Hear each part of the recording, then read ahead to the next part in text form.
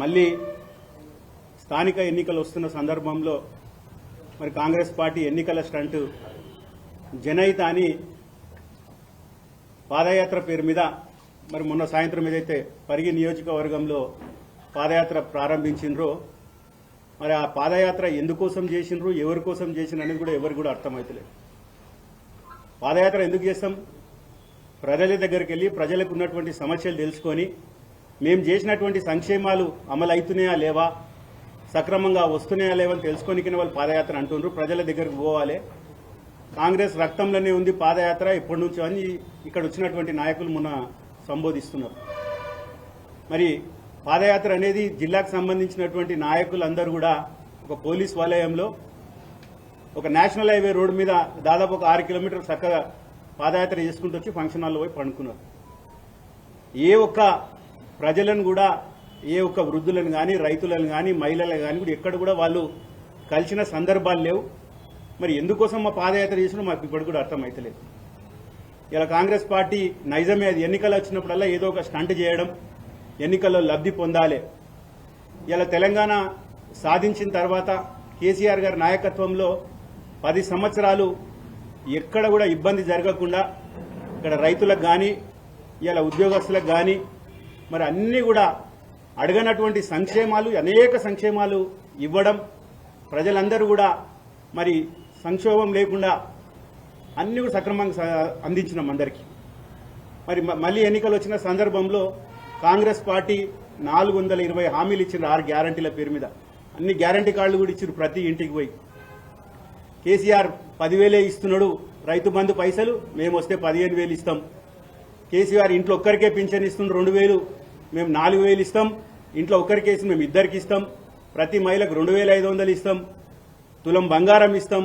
ఇటువంటి ఒక 420 హామీలు చెప్పిండ్రు. మరి అవన్నీ కూడా ప్రజలు అయ్యో సంక్షేమాలు వస్తాయేమో, ఇంకా లాభం అవుతాయనే ఉద్దేశంతో చిన్న పొరపాటుతోటి అలా కాంగ్రెస్ అధికారంలోకి వచ్చింది. మరి అధికారంలోకి వచ్చిన వెంబడే డిసెంబర్ 9 నాడు ఎవరుంటే రుణాలు తెచ్చుకోండి, మేము 2 లక్షల రుణమాఫీ చేస్తాం. కేసీఆర్ ₹1,00,000 చేసిండు, మేము 2 లక్షల రుణమాఫీ చేస్తామన్నారు. ఇలా రుణమాఫీ గురించి మనం అందరం కూడా తెలుసు. ఎన్నికల కన్నా ముందు వాళ్ళే వాళ్ళ మేనిఫెస్టోలో పెట్టిండ్రు 49,500 కోట్లు రుణాలున్నాయి, మేము ఒక్క సంవత్సరం కడుపు కట్టుకుంటే ఆ రుణాలన్నీ ఏకకాలంలో పూర్తి చేస్తా అని ఎన్నికల ముందు ఎంపీ ఎలక్షన్స్ అప్పుడు మరి ఎక్కడ పోతే అక్కడ దేవుళ్ళ మీద ఒట్టు తిని ఆగస్టు 15 కల్లా చేస్తామని 20,600 కోట్లు చేసి దాన్ని 40% రైతు రుణమాఫీ అయింది. మళ్ళీ రైతు బంధు పైసలు కూడా ఏవైతే యాసంగి కోసం అప్పుడు కేసీఆర్ గారు తీసిపెట్టిన పైసలు ఎవరినాయో అప్పుడు కూడా వాళ్ళు మరి ఎన్నికల సందర్భంగా వీళ్ళు ఎన్నికలకు వంచుతుర్రని ఎలక్షన్ కోడ్కు లెటర్ రాసి అవి ఆపిచ్చి ఆ పైసలు కూడా మళ్ళీ ఎంపీ ఎలక్షన్స్ అప్పుడే వేయడం జరిగింది. తర్వాత 2 దఫాలు కూడా రైతు బంధు పైసలు ఎవరికి రాలే. మొన్న రైతు బంధు పైసలు వేసిండ్రు, మళ్ళీ ఎన్నికలు వస్తున్నాయని 9,000 కోట్లు మేము 9 రోజుల్లో వేసినామని. కేసీఆర్ గారు 11 సార్లు 77,000 కోట్లు ఎవరిని అడగకుండా టకా అని 10-12 రోజులలో అందరికి పడుతుండే. మీరు అందరు కూడా చూస్తున్నారు. ఇవాళ ఎన్నికల కోసం ఇవన్నీ కూడా చేస్తున్నారు. ఒక ఉచిత బస్ తప్ప ఏ సంక్షేమం కూడా సంపూర్ణంగా ఇప్పటి వరకు కూడా అమలు కాలే. ఇలా గ్యాస్ సిలిండర్లు చెప్పిండ్రు, అది కూడా దాదాపు 25-30% మందికే వస్తుంది. ఇలా ఉచిత కరెంట్ అది కూడా వాళ్ళు ఇచ్చిన దాంట్లో ఒక చారణ కూడా వస్తలేదు. అంటే ఏ సంక్షేమం కూడా ఇలా సక్రమంగా లేవు. ఇలా రేషన్ కార్డులు ఇస్తున్నామండి. రేషన్ కార్డులు గత ప్రభుత్వం కూడా ఉన్నప్పుడు కూడా రేషన్ కార్డులు ఇచ్చిండ్రు. ఇప్పుడు రేషన్ కార్డులు ఎట్లున్నాయంటే కొత్త రేషన్ కార్డులతో పాటు కొత్తగా అడిషన్ అంటే అవి కూడా కొత్త రేషన్ కార్డులు అంట. అవన్నీ కూడా వాళ్ళ ఖాతాలను వేసుకుంటారు. రేషన్ కార్డులు అన్ని కూడా మేమే ఇస్తున్నామని. ఇలా ఇందిరమ్మ ఇండ్లు అందరికి ఇండ్ల మీద 2 విడతలు ఇస్తామన్నారు. 2 సంవత్సరాలు అవుతుంది దగ్గర. మొన్న వచ్చినాయి ఫస్ట్ విడతల ఇండ్లు. ఊరికి ఒక 10-12 ఇండ్లు ఇచ్చిండ్రు అక్కడిక్కడ. ఇచ్చి మిగిలిన వాళ్ళందరూ కూడా ఎలిజిబుల్ ఉన్న వాళ్ళందరూ కూడా మీకు ఈ సంవత్సరం ఇస్తాం, ఆ సంవత్సరం ఇస్తాం, ఎంబడే మీకు ఇస్తున్నామని చెప్పి ఇలా ఇండ్ల పేరు మీద కూడా ప్రజలను మభ్యపెట్టాలి, ఓట్లు వేయించుకోవాలి, ఈ స్థానిక ఎన్నికలు వస్తున్నాయని ఇవన్నీ కూడా ఎన్నికల స్టంట్ చేస్తున్నారు. ఇలా రాజీవ్ యువ వికాసం అని ఇటువంటివన్నీ కూడా మనం చూస్తున్నాం. కానీ ఏవి కూడా సంపూర్ణంగా ప్రజలకు అందుతలేవు. ఇవాళ ఇక్కడ వచ్చినటువంటి నాయకులు మొన్న మాట్లాడుతున్నారు పెద్ద పెద్ద మాటలన్నీ కూడా. ఇవాళ పాలమూరు రంగారెడ్డి ప్రాజెక్ట్ గురించి మాట్లాడుతున్నారు. ఇలా ప్రాణహిత చేవెళ్ల గురించి మాట్లాడుతున్నారు. ఇలా ప్రాణహిత చేవెళ్ల 10 సంవత్సరాలు కాంగ్రెస్ పార్టీ అధికారంలో ఉంది 2004 నుంచి 2014 వరకు. మరి అప్పుడే ప్రాజెక్టు వాళ్ళు తెచ్చినప్పుడు ఏడనని ఒక తట్టేడు మట్టి పోసినరా 10 ఏళ్ల కాలంలో. దాన్ని కేసీఆర్ గారు దాన్ని పక్కకు పెట్టినరు, పాలమూరు రంగారెడ్డి తీసుకొచ్చిరని. ఇలా కేసీఆర్ గారు పాలమూరు రంగారెడ్డిని ప్రారంభించి 5 రిజర్వాయర్లు దాదాపు మొత్తం కూడా పూర్తయిన 80%. ఇక్కడనే ఉద్దండాపూర్ అని మన నియోజకవర్గంకి 5 కిలోమీటర్లు, మరికల్ నుంచి 5 కిలోమీటర్లు మన కాన్స్టిట్యున్సీ లాస్ట్ బార్డర్. అక్కడి నుంచి నీళ్లు వస్తే వికారాబాద్ జిల్లాతో పాటు రంగారెడ్డి జిల్లాలో ఉన్నటువంటి అన్ని నియోజకవర్గాలు, వికారాబాద్, తాండూరు, పరిగి, కోడంగల్ ఇవన్నిటి కూడా ఉద్దండాపూర్కి జస్ట్ 5 కిలోమీటర్లతో మన నియోజకవర్గంలో నీళ్లు వస్తాయి. దాన్ని కూడా గౌరవ కేసీఆర్ గారు ఎన్నికల ముందు 7,000 కోట్ల రూపాయలతోటి మరి టెండర్లు కూడా పిలిచిపోవడం జరిగింది. కాలువలు ఒక్కటే మిగిలినాయి. ఆ కాలువల పనులు కూడా చేద్దాం అనుకున్నంత లోపల ఎన్నికల కోడ్ వచ్చింది, మీరు అందరూ కూడా చూస్తున్నారు. ఆ ఎన్నికలు అయిపోయినాక అప్పుడు ఇచ్చినటువంటి టెండర్లను అన్నింటినీ కూడా వీళ్ళు క్యాన్సిల్ చేయడం జరిగింది. అప్పటి నుంచి ఏ ఒక్క చిన్న పని కూడా పాలమూరు రంగారెడ్డిలో వాళ్ళు చేయడం లేదు. అంటే ఇవన్నీ కంప్లీట్ చేస్తే కేసీఆర్ గారికి పేరు వస్తుందని. ఇవాళ కొత్త ఇష్యూ ఆంధ్రప్రదేశ్ బనకచెర్ల ప్రాజెక్ట్ గురించి మాట్లాడుతున్నాం. ఇలా బనకచెర్ల గురించి చంద్రబాబు నాయుడు వచ్చిన తర్వాతనే బనకచెర్ల గురించి ఆడగడతా అని మాట్లాడుతున్నారు. మరి ఇలా ప్రభుత్వంలో ఎవరున్నారు? రేవంత్ రెడ్డి గారు ఇలా ముఖ్యమంత్రి ఉన్నారు. మీరు ఆపండి దాన్ని. ఇలా కేసీఆర్ గారిని, హరీష్ రావు గారిని తిట్టడం కాదు. ఇలా బనకచెర్లను మీరు ఖచ్చితంగా ఆపండి. మీకు ఖచ్చితంగా ఇంత కూడా మీకు సోయి ఉంటే ఖచ్చితంగా దాన్ని ఆపాలి.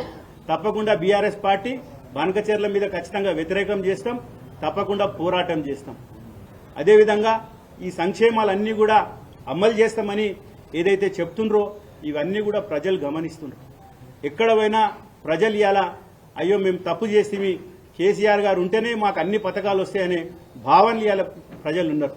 ఇలా ప్రజలకు అందరూ కూడా మళ్ళొకసారి విజ్ఞప్తి, మీరందరూ కూడా దయచేసి మళ్ళీ స్థానిక ఎన్నికల్లో ఖచ్చితంగా మరి ఓటేసేటప్పుడు ఆలోచన చేయండి. ఒక్కసారి మనం ఓటేస్తే 5 ఏళ్లు మనం దానికి ఖచ్చితంగా అనుభవించవలసి వస్తుంది. ఇవాళ మళ్ళీ స్థానిక ఎన్నికలు అయిపోయిన తర్వాత మళ్ళీ ఎన్నికలు ఉండవు. మళ్ళా కాంగ్రెస్ పార్టీ ఇదే విధంగా మరి కాలయాపన చేసుకుంటూ వాళ్ళన్నీ కూడా దోసుకున్నారు తప్ప ఏం చేస్తలేరు. ఈ సంవత్సరాన్నర దాదాపు 2 లక్షల కోట్ల అప్పు చేసిండ్రు. ఇలా అప్పు చేసి ఏ ఒక్క ప్రాజెక్టు కట్టలే, ఎక్కడ ఏం కట్టలే. ఇవన్నీ కూడా మనం చూస్తున్నాం.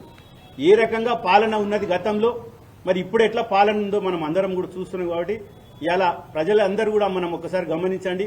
రేపు స్థానిక సంస్థల ఎన్నికలు వస్తాయి, తప్పకుండా కాంగ్రెస్ పార్టీకి బుద్ధి చెప్పాలి.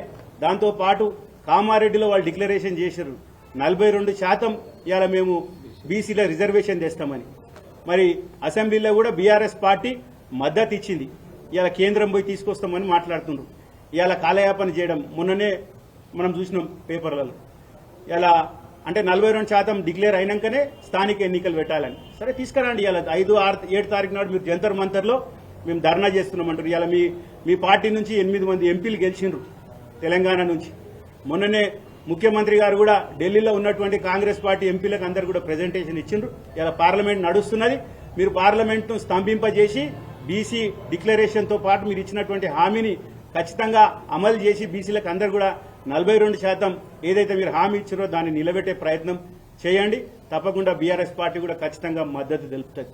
అదేవిధంగా మీరు ఇచ్చినటువంటి హామీలన్నీ కూడా నెరవేర్చే వరకు బీఆర్ఎస్ పార్టీ పోరాటం చేస్తుంది.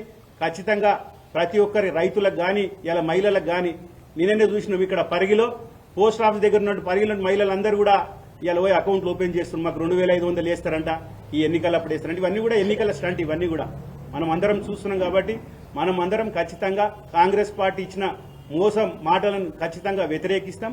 తప్పకుండా ప్రజలకు ఇచ్చిన హామీలను నెరవేర్చే వరకు మేము కూడా పోరాటం చేస్తాం. దాంతోపాటు ఇలా పోలీస్ హరాస్మెంట్లు కూడా ఎక్కడ బీఆర్ఎస్ వాళ్ళు మాట్లాడినా, ఎక్కడ బీఆర్ఎస్ వాళ్ళు ఏదైనా చర్చ పెట్టినా వాళ్ళ మీద కేసులు పెట్టడం, ఇవాళ సోషల్ మీడియాలో పెడితే వాళ్ళ మీద కేసులు పెట్టడం, వీళ్ళందరినీ కూడా భయభ్రాంతులకు చేసి ఇలా ఇబ్బంది పెడుతున్నారు. కాబట్టి మీరందరూ కూడా పోలీసు వాళ్ళందరూ కూడా మీ సక్రమంగా మీ డ్యూటీ చేయండి. తప్పకుండా ప్రజలకు ఏది అవసరాలను అవి చేసే విధంగా మీరు ఖచ్చితంగా చేయాలి. ఇవన్నీ కూడా ప్రజలు గమనించండి. తప్పకుండా ఈ పాదయాత్రతోటి వచ్చిన లాభం ఏం లేదు.